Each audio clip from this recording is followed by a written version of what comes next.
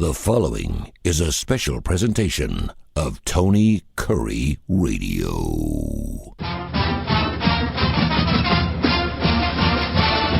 Welcome back to another rousing rendition of the UAB Director's Chair. He is the UAB Athletic Director. He is Mark Ingram. Mark, what's going on, brother? Is everything good? Hey, man. How are you? I'm doing fantastic. Going to get into some coaching changes, or actually coaching fire coming up here. We're also going to be getting into our top 4 piano solos. I don't think I've ever done, and I've done a lot of lists on this radio station the last 4 years, but I've never done anything about piano players. So I'm really excited. I know. I'm really excited because I know you're kind of into the hair bands and stuff like that, and I wouldn't even be able to tell you if there's any piano solos in that stuff. I will tell you that every one of my piano solos is before 1973, though, which is kind of worrisome, which is a little worrisome to me. I don't have Alicia Keys in there anywhere or any Elton John. So We'll get into that, your honorable mentions as well. But first thing, welcome back to the show. You can hear the show at least 5 times a week on the TKR app. And now we've made it even easier to find our app because it is now TKR on both Apple and Android. It used to be Tony Kurre Radio on the other. Now just look TKR up on both. You can also check out our QR code, which is available on our website and whatever we send out social media. And of course, the Tony Kurre Radio podcast, which means you can listen to the show as many times as you like. And we'd love that. Tony Kurre Radio podcast. Check us out and listen to the UAB Director's Chair. Before we get into this Coach Pat Fitz story here, I do want to ask you about the annual Fan Fest coming up August 5th. Can you give us some details? Yeah, it's part of our rollout into the American Athletic Conference. We thought it would be a great opportunity to do a couple of things. One, get our folks together to celebrate that as we got closer to the season. Doing that on July the 1st felt, I don't know, like it could be. You'd hate to do something like that and it be unsuccessful. But yes. So, doing that on, call it Saturday of a holiday weekend, Saturday in the summer, but particularly Saturday of a holiday weekend, we just didn't think made a lot of sense. So we thought, okay, let's get into football season, not the season, but after football practice has started, our 2 soccer teams and volleyball team will also be practicing. Well, the students will be more around, a little bit more alive around campus, and just a couple of weeks before kickoff. And so that's what we made the decision to do. So we're inviting people to come over and join us here on campus. We hope that they'll do that, and hope they'll participate with us. I think it'll be a lot of fun. Get to meet players, and we also have a new coaching staff, so it gives people an opportunity to mingle with them a little bit, and I think it'll be a ton of fun. Football season right around the corner. Will be happening exactly 3 weeks from that August 5th date here on August 26th. That Saturday. Then, of course, UAB kicks off their season down at Protective Stadium coming up on that Thursday night, August 31st. So looking forward to that as well. All right, so we do have a lot of college football news going on, and I love this time of the year because it is kind of laying in the weeds right now. Some good stuff's going to be coming out over the next couple of weeks. This is not necessarily a good story, and you and I spoke briefly about this before we actually came on to do the UAB Director's Chair, but Coach Pat Fitzgerald, a guy who was with Northwestern for 26 years. He was a Northwestern guy. He was there 17 years as a head coach, 5-1 in bowl games, one of those as a player, 4 10-win seasons, 3 of those as a coach, one of those as a player.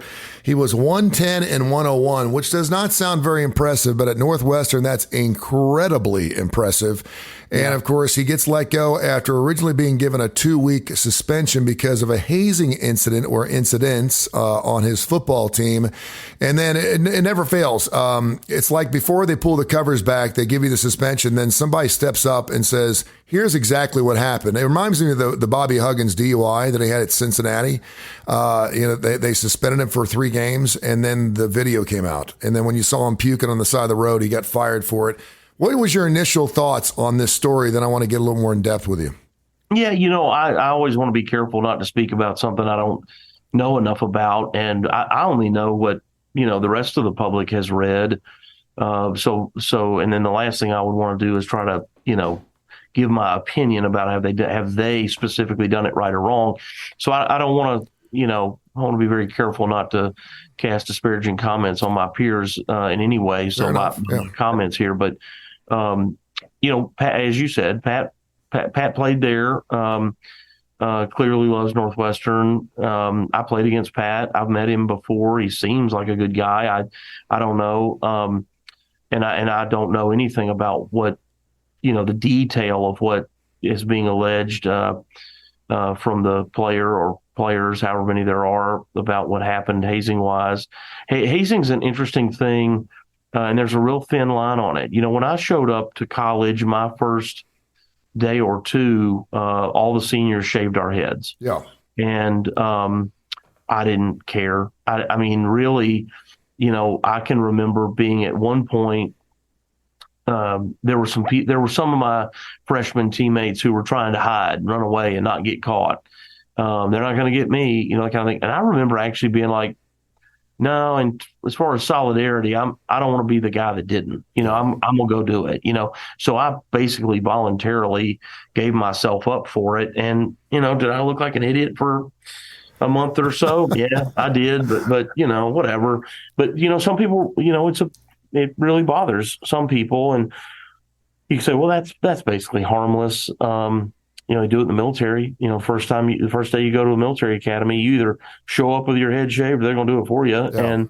And so, is that hazing or not hazing? And then there's other things that are really harmful and dangerous. And you hear, whether it involves alcohol or people being kind of beaten up in the dark, or there's all sorts of ritualistic things you hear about, whether it's through fraternities or sports teams. And so, not to say that any of it's okay, but only to point out that it's complex. And there's a difference between, hey, rookie, carry my helmet out to practice. Yeah.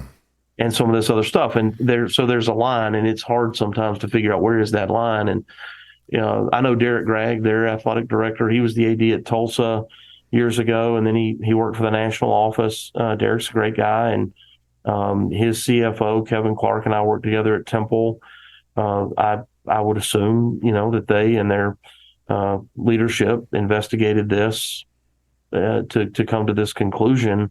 I think what's also difficult in these cases is how can I put this, Tony? Not everyone, I've said this on the show and on a different subject before, not everyone who leaves us, and when I say us, I'm talking about everybody, every university, every athletic department. Not every student athlete that leaves us leaves happy. Yeah. They don't all get to start. They don't all, in some cases, even get to play. They certainly don't all become all conference or all American or player of the year. They don't all win a championship. But they were all recruited by a coach who believed they could play, start, and do those things. Yep. And so they may, if they are one of those student athletes who leaves and didn't play or didn't play very much, it didn't go the way they envisioned it, then when you do an exit interview, they're probably not going to hold back. Yeah. And it's going to become, a lot of things that you didn't think were an issue that the starter, the all-conference player will say, man, it wasn't that bad. I never saw that. And so then you find yourself trying to dissect, okay, did this happen, or is it sour grapes? Are they just disgruntled because they didn't play as much, or is this a real serious thing? And you want to treat it seriously, no matter what if you get some kind of concerning allegation, you're going to treat it seriously, but you do have to ask that question. And I know you're not saying that is a situation at Northwestern. No, I'm not saying that. I'm saying that that's one of the things that makes it hard. Yeah, and I think you said a fine line. I think you're spot on. There's a real fine line between doing something that is considered a rite of passage that is fun. Maybe it's embarrassing. I know a lot of guys make other guys sing karaoke. And then there's other things that, quite frankly, are traumatic and mentally and physically damaging to someone's well-being. And I think we can go back to a few Good Men. We can go back to Animal House, which was hilarious, but it was a movie. And I worked with Al and Jay, and Jay, because of Jay's beliefs, his Christianity, they left him alone. He's like, they wanted me to do some things, but they left him alone. Now, Aldo Greco would tell the story about there was going to be a night during his freshman year where they would wake him up, strip him down, and make him run down the dorm naked while they hit him with bags of nickels. And he mispracticed the next day because he was so sore. He got bruised, and he told that story on air. But once you get through it, then it is that rite of passage, and then you're of the belief, I made it. I'm part of the group now. I'm now accepted, and you see nothing wrong with doing it to someone else because you've already gone to the other side. But if you're a person that does not want that to happen, and it is traumatizing, then and we would argue about it, because growing up we're always told, do not succumb to peer pressure. Be who you want to be. Be your own man, and don't do anything. Don't do anything, whether it's drinking, walking naked, gang banging, whatever it is. Don't do anything that is outside your belief system in order to be accepted. And this is driving me crazy. I didn't play ball at any level. I know you did. This drives me absolutely crazy, because about every 2 years we hear another one of these crazy stories about guys with broomsticks being naked. And I'm like, what are we doing? And I just can't believe it gets that far. And you're talking at Northwestern. This is not Arizona State, nothing against Arizona State, or North Carolina, or any other school where the jocularity is. These kids are smart. It's hard to get into Northwestern. This is the Duke. This is the Vanderbilt. This is the Harvard. And to think that these kids are doing this it just blows my mind. Am I missing something? Well, and I think that you hit on something a second ago. Like, okay, so if I have to go through this hazing ritual this year, whatever this is, it does seem like, for whatever unusual reason, it's human nature to be like, next year when I'm on the other side, I'm going to get back. I'm sort of going to redeem myself. I'm going to take my frustration out on the next guy. So next year it's going to be even worse. I had it bad. I'm going to make it even worse for the next guy. And again, I'm not saying that that's okay. But I think that's where sometimes this comes from. Is it was something at one point that was, let's do karaoke, and next thing you know, it's gone completely out of control. And probably everybody there says, wow, this got out of control. How did we get here? How did this become this? Again, not speaking about Northwestern because I just don't know, but just on the topic of hazing, it's a little bit like, we have 450 student athletes here at UAB. I can't have someone monitoring all of their, daily life outside of here and their activities and who they spend time with and what do they do at night and on the weekends. You just cannot do that. All you can do is constantly educate them on what's okay, what's not okay, and protecting themselves, being smart, making good decisions.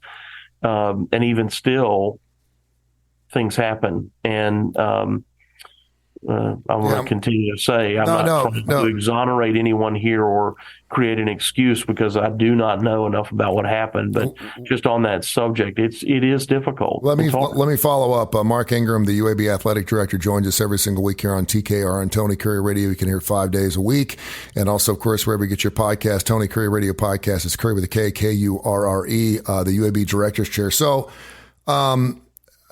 You're right. There are 450 student athletes. There are 120 on a college football team. And I know some coaches are hands-on. It depends on what level they're at. Then you look at, say, a Joe Paterno, and I don't think Joe even showed up at the office the last few years. And obviously we saw what happened with him. Bobby Bowden the same way. I mean, if you get the head coach showing up in your living room to recruit, it's just an amazing thing these days, because it just doesn't happen. That's why you have associate coaches and you have assistant coaches to handle their groups. Unless Coach Pat Fitzgerald was knowingly open to what was going on from this hazing situation and was egging it on, or acknowledged the fact that he knew it was going on and didn't say anything about it, which is really difficult for me to understand. I couldn't understand that, because he's got to know something. Is it the coach is responsible? And I know the buck's got to stop somewhere, and I know it usually stops at the top. But if you want to make that argument, it also goes to the athletic director, and you're one of those.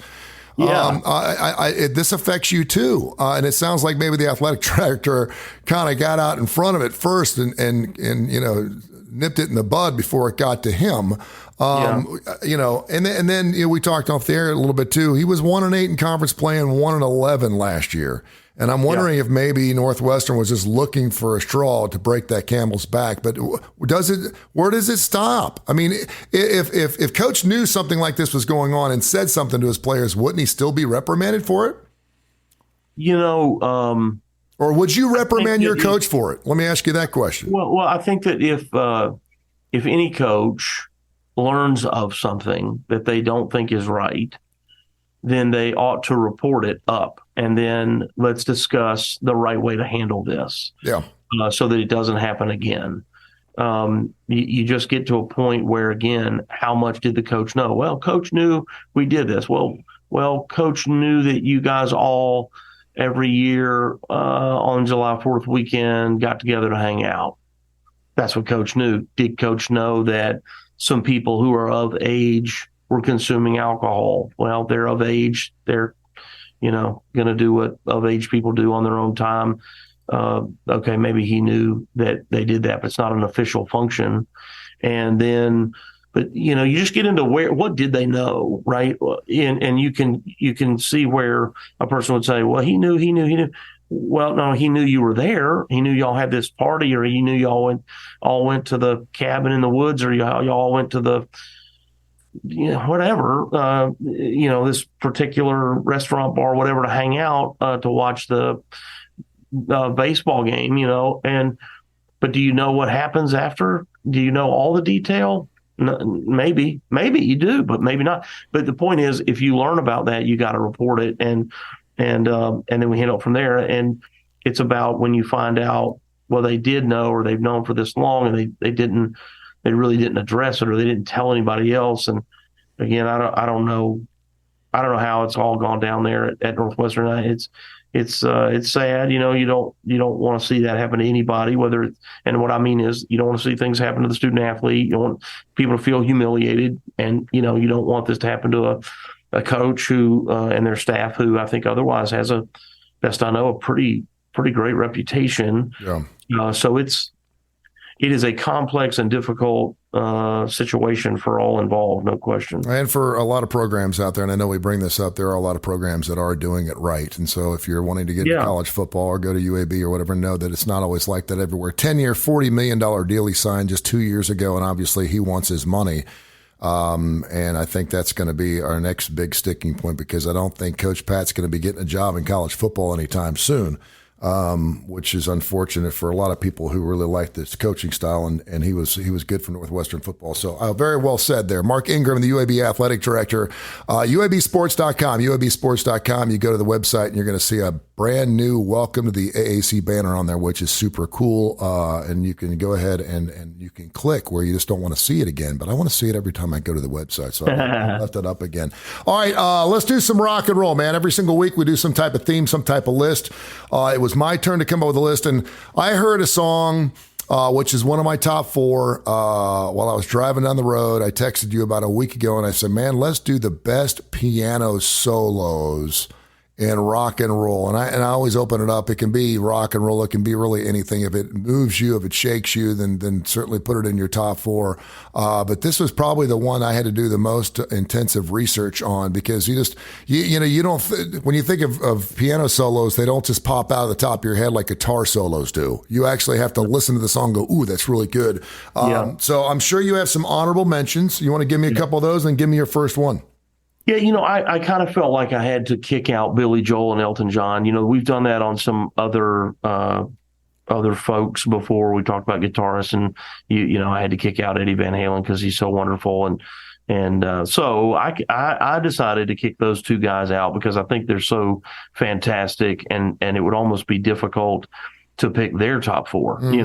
To do right. So I say that respectfully. They're not on the list only because they're above everybody on the list for me. So I also tried, and you and I did not specify this, I tried to keep this in the rock genre. I did too, yeah. To the best of my ability. So I thought that while I don't necessarily think that it's, complex or whatever, you cannot deny the sound. The song, this song when you hear it, and that is the beginning of "Home Sweet Home" by Motley Crue. Tommy Lee, their drummer, when he plays that, if I played the first, 3 bars of that, if I could play the piano, you know what it is. And I think that's in my honorable mention group, and along with "Jump" from Eddie Van Halen, so their guitarist plays that, and also the song 1984 from the same album, which is really interesting. And part of what I thought made that band and him so great is they really introduced that, I thought, into the rock world, into that hair band kind of big rock music style, to to kind of blend that together in a unique way. So I'll stop there with those three honorable mentions. All right, then give me your. Well, I'm going to give you my first one since you already mentioned it, but I'm going to go with Piano Man. You have to. I mean, it's great. It's called Piano Man. It was released November 2nd, 1973. Do you know how high that thing went up on the charts? By the way, you want to take a stab? It only went to number 25. Is that right? That's one of those songs that came out. A lot of people weren't really digging it. And then, of course, it's been on every greatest hits album that Billy Joel's ever come out with. And the amazing thing is, and it's on the National Recording Registry up in Washington, D.C., the amazing thing about that particular song was when it originally came out, it was 5 minutes and 37 seconds long. This is 1973. Now, remember, this is the 70s, where most songs were 2.5 to 3 minutes long. And so they were trying to fit in. What radio tried to do is the more songs you could play, the better it was, because you were hitting more genres and you were getting more songs on per hour, right? And that's why you talked up songs. That's why you hit ramps. You hit the post. So the Columbia record people heard the song for the first time and said, this is a hit, this is a great song, but it's too long. So they took two of his verses, his second and third verse, and they actually made it into one to cut it down to 4:30. How about that? And then another Columbia record producer came in and said, it's still too long.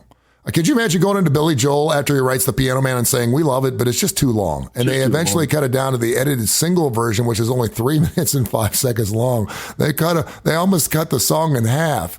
And maybe that's why it didn't go any higher than number 25, because there's a great story in that song. Yeah. And if you take a story, I think of several, Cats in the Cradle. I think of Lion Eyes from the Eagles. If you cut a verse out, it screws up the whole song. You cut out the story. I mean, you're ending the story too soon, or you're just cutting out one of the big parts.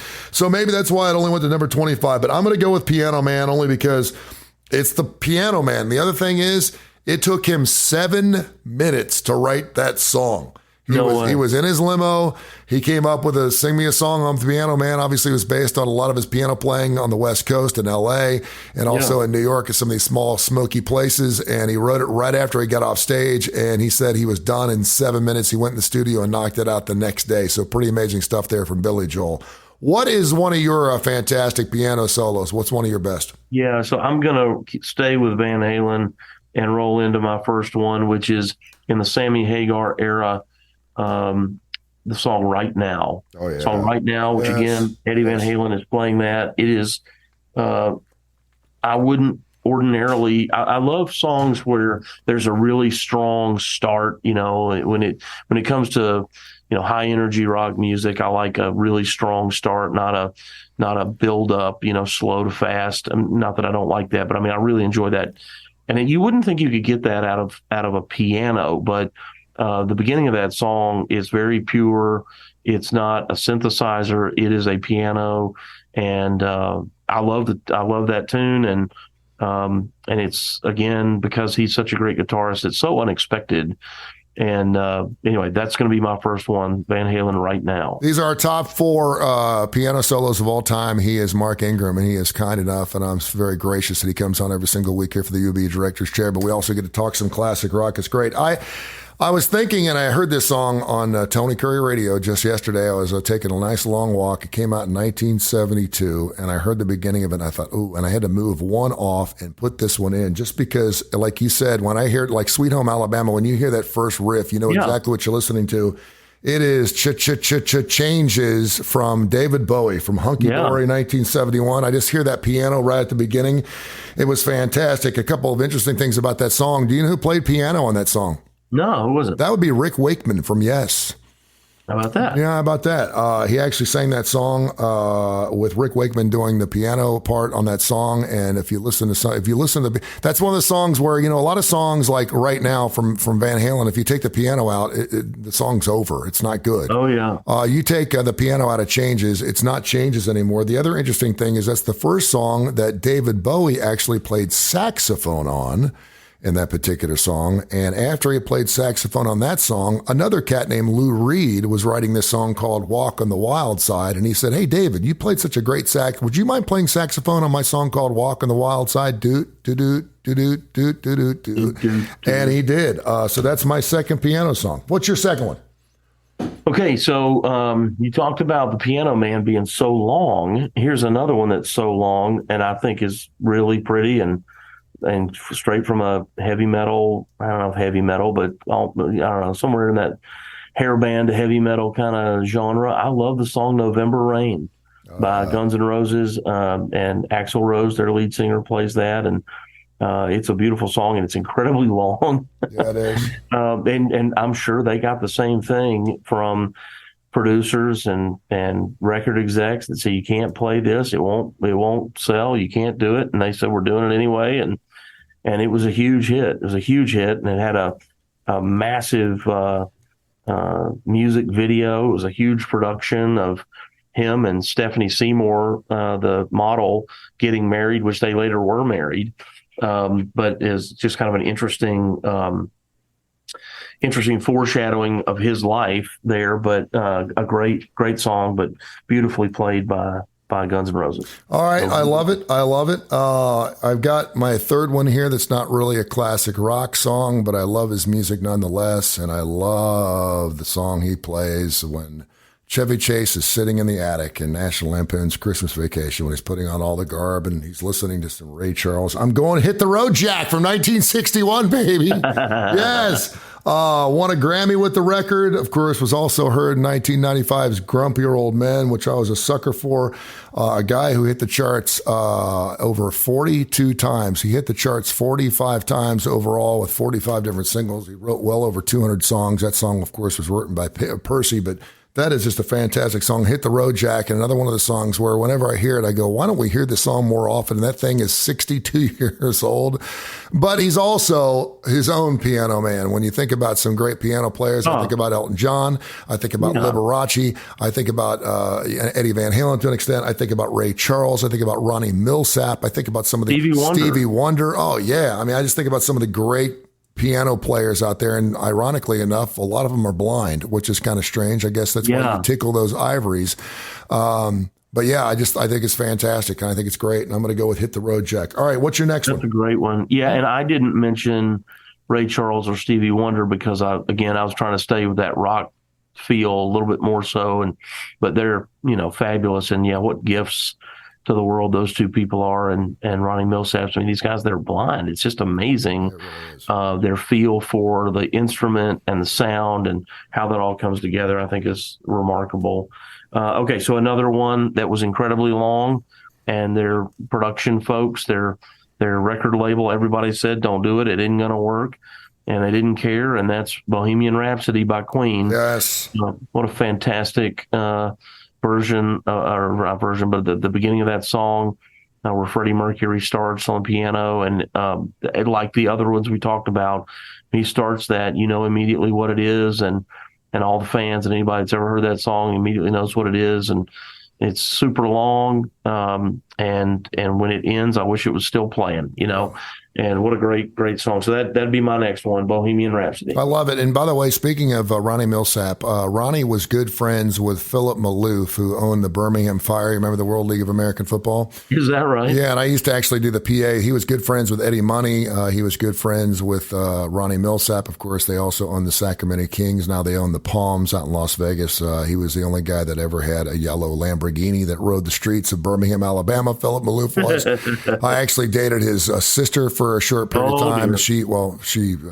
Her name was Adrian, and I didn't date her, but she used me because she knew that if she used me well enough, I would talk about her football team on my radio show, and it worked. And it worked, by the way. It worked. They used to call her Peg Bundy because she had some big hair. Anywho, I digress. So Ronnie Millsap is going to be playing a post-game concert. And it was kind of strange because when you think about the World League of American Football, you really don't think about someone like Ronnie Millsap, but because he was friends with Philip, he agreed to do it. And so I would buy these. I think I've told you I'd buy these CDs. I probably have over 500 CDs autographed by different artists. It was just my way of remembering those moments. And so I bought a CD, and I knew Ronnie was blind. And I asked him before he went on stage, and I brought him on stage at Legion Field. I said, would you mind signing an autograph? And he said, sure. And he was looking for me to hand him an album. And of course, you can hold an album and sign it. And he said, I've never signed something as small as a compact disc. And I said, I apologize. He goes, no, that's fine. I'll sign it for you, but you're going to have to help me. And I said, okay. And he goes, if you would please place your right hand on top of my right hand so I know exactly where it's at. then I'll hold it with my left and I'll sign it for you. And so I actually traced his autograph with my hand on top of the compact disc. Now, if you look at Ronnie Millsap's autograph, it looks nothing like the one I have. So if you had a guy come in to authenticate this autograph, they'd probably go, there's no way it's Ronnie Mills. But I know it's real because my hand was on top of his hand. So it's probably one of my top 2 or 3 compact disc or top 2 or 3 autographs I have, which was an amazing story. And just a super, super nice guy. I mean, just a wonderful guy. Well, that's what autographs to me. That's what I love about. I'm not a big autograph guy, but in the right framework, the autograph only reminds you of that great moment and that memory that you have. It's not about the autograph. It's the autograph kind of authenticates the story. Yes. Or creates that conversation where you can say, "Ooh, let me tell you about Ronnie Millsaps. What a great time." And so that's wonderful. When my ex-wife had a booth up at the Brass Bear, and she was wanting to get some money rolling, and we were raising some money for the Bright House Foundation, which is a foundation that we started for special needs individuals. And I said, well, I've got some autographs that I think would bring some pretty good money. The only autographs I let her sell were the ones that I didn't get firsthand. And those were autographs that were either given to me or, I bought them, I had them authenticated, made sure, and I had a Donald Trump autograph, some stuff like that. But anything that I got personally was something, and I would never sell it. And because it's worth more than it's ever, I got an autograph of Stevie Ray Vaughan, and to me, it's priceless, and I'd never sell it. And on the market, it's probably worth about $150. It would break my heart for someone to only give me $150. Or something like that. So, yeah. So, okay, my last one, and this is the song that I was listening to the other day, and I was taking a walk. By the way, if you want to lose some weight, I've been walking about 2 miles a day. How's your hip, by the way? Your knee and your hips? Well, the old knee's getting a little straighter, so I'm starting to walk more normally, and okay, good. It's put me in a position, I think, where I can maybe start exercising a little bit, which would be nice. So I started walking, and of course, I run a lot of shows on TKR, but I do play a ton of classic rock at the bottom of each hour, and I only play up-tempo music. So if you want to get out and cut some grass, or you want to go walk, or it's too hot, or you're just not, just put TKR on, man. I promise you're going to start moving. And I've been walking 2 miles, and I just listen to the radio station. It's great. It helps my listenership. At the same time, I get to listen to great classic rock and roll. And I heard this song written back in 1972 from a guy named J.J. Cale, who I've gotten an opportunity to meet, a fantastic blues artist. He actually, when he wrote Call Me the Breeze, it was one of the first songs ever that used a drum machine. Leonard Skinner, when they came out with their version from Second Helping in 1974, actually had the drum set and did it. But Billy Powell played the piano on Call Me the Breeze. If you have not heard Call Me the Breeze in a while, that song goes for about 6 minutes. It is nonstop. It just goes. It just moves. It's fantastic. It's one of my favorite songs. And there is a piano solo in that thing that just absolutely kills. It's one of my favorite piano solos of all time, but I'm going to go with Call Me the Breeze, the Leonard Skinner version from 1974's Second Helping. How about that? That's a great one. Thank you. All right, I'm going to hit you with my last one. Okay. I like to go a little, try to mix it up, try to throw you off a little bit. I know you do. So going back to really when rock and roll began, when it became a thing altogether, this guy was a great pioneer, particularly with that instrument and his sort of wild antics and the way that he sang. And that's Jerry Lee Lewis, man. Great Balls of Fire. Oh, yeah. I don't know how you can't have that one in there. And he was just outlandish, for his time, for that era, the way he acted. Everybody, would say that he was, he's crazy and all these things. And but it was just high energy, really fast, and just took this instrument, the piano, which historically had been for mostly classical music and, just really beautiful melodic tunes. And all of a sudden he's just hammering on that thing, right? And he's kicking it with his feet and his heel. And, we talked about Stevie Wonder, think about how Little Richard was, same era, just how they would just hammer the keys of the piano and make sound come out, and just nobody had ever seen them before. Nobody had ever seen people play like that before. And So that's going to be my last one to wrap it up is old Jerry Lee Lewis. I love that. Great balls of fire. I was just up on Beale Street just several months ago watching the Memphis Grizzlies take on the LA Lakers, and went right by his bar, and it's right there on Beale Street. It's amazing. Hey, great stuff, man. You get to pick for next week. And right before we'll be 1 week closer to college football, we're going to be just on the outside of about 30 days, man. So I cannot wait for that. I know we're going to try to get Trent Dilfer on our radio station. I'm going to be singing a national anthem at a home game this year, right? We're talking about it. We're still talking about that. I'm working on my rendition of it. And I promise I will give you a rendition within the next couple of weeks so you can listen to it and know that I'm for real. It's a bucket list, and I could think of no better place than to do it than a UAB football game. So I'll be honored to do that. All right, brother. Hey, take care of yourself. Call me if you need anything, and I appreciate you. All right, man. Have a good week. This has been a special presentation of Tony Curry Radio.